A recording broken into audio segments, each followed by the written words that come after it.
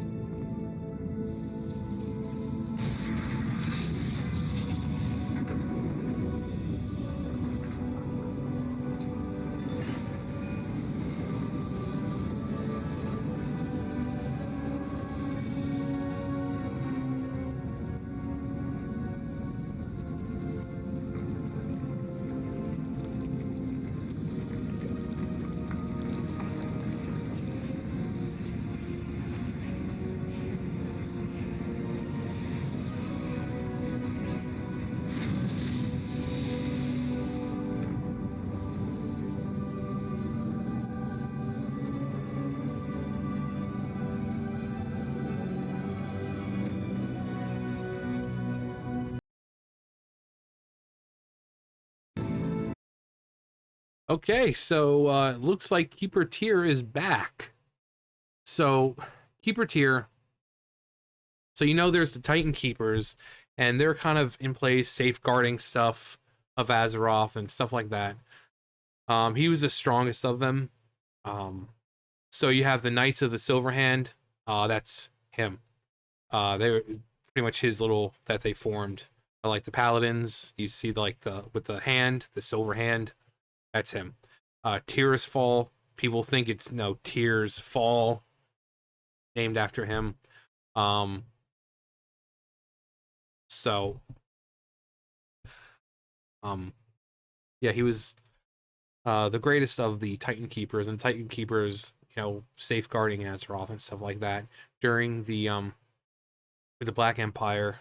They had the forges going. You've seen like the Fall Hall of Stone, Hall of Lightning.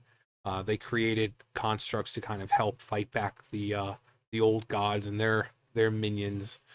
And then after that, the next thing was Galakrond. Keeper Tier helped the back then the proto drakes, who would become them. Helped the proto drakes fight back against Galakrond before he could consume everything. Um, but he got his hand bitten off, so he was handless. And then after that, Loken and his bullshit, because Loken's a fucking douchebag, and there was that battle, and Keeper Tier died. So he's been dead for a while. Um, so it looks like I don't know if this is actually like legit Keeper Tier or, but whatever they're using, because I haven't played through the storyline. I really haven't been playing a whole lot, but I would assume that they're using some kind of memory disk or whatever they put in there that has some kind of record of Tyr. So he might have all the memories he had of when he was alive, but yeah, this is Keeper Tyr, who is, and it's nice to see he got his hand back. I mean, naturally, you're reborn, you're gonna get your hand back. But yeah, he life wasn't very kind to this guy. You know, like I said, he fought Galakrond with the soon to be aspects. Back then, they were just regular proto drakes who were just kind of smarter than normal, and they worked together to fight Galakrond. They finally killed him by getting a fucking rock lodged in his throat. And then again, Loken with his bullshit. Um, he died. Tyr died then. So we haven't seen Keeper Tyr in quite some time. He hasn't walked Azeroth around Azeroth for quite some time.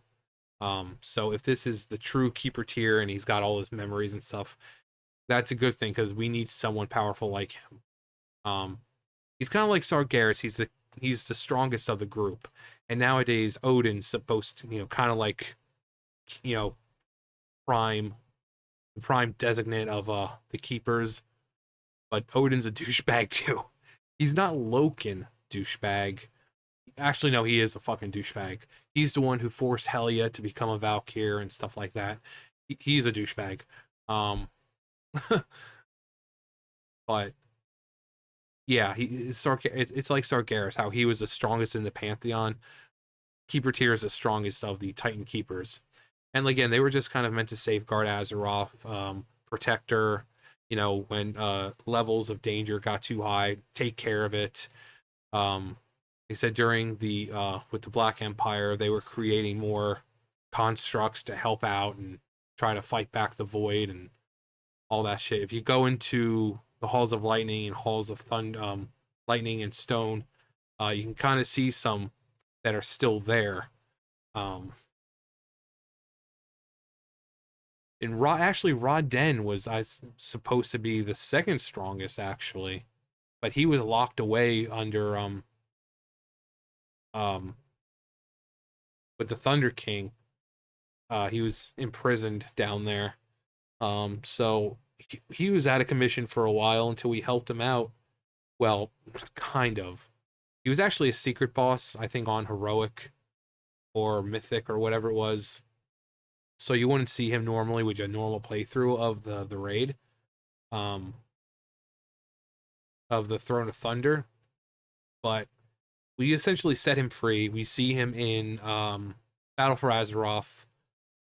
And I think we have to take him down in Ny'alotha because he gets corrupted.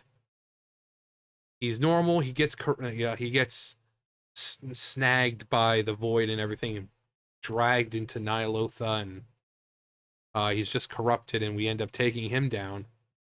So we really need a strong, powerful, level-headed, not douchebaggy Titan Keeper to look over things. So if he's back, that's great. This guy's huge lore behind him, especially being a Titan Keeper. And if you want to learn more about these things, Noble has, where he talks about the Titans and talks about, or you can just go to the WoW wiki. Me, I learned about all this stuff ages, so I'm trying to pull things up just from memory. So if I get some facts wrong or something, I'm pulling it up from memory. I go into these videos and I just tried remembering all the shit that I learned like fucking 15 years ago about these characters and about the lore and about the world itself and stuff like that. So, I mean, I get a lot of the times like, wow, I'm impressed by your knowledge about the lore and these. I'm just pulling it out of my head as I'm doing this. So I don't do any research beforehand, but I just kind of remember what was said and what I was reading about ages ago. So, but Keeper Tier apparently is back, and I love his model. And he looks like how he's described. And he's got both hands again. So, we're gonna need him, I'm sure. But if we were able to do this, I mean, implications, maybe we can bring back Ra-Den. He hasn't been dead for very long. Keeper Tier has been dead thousands of years. So maybe we can bring back Ra-Den, who's extremely powerful. Maybe. Might be possible.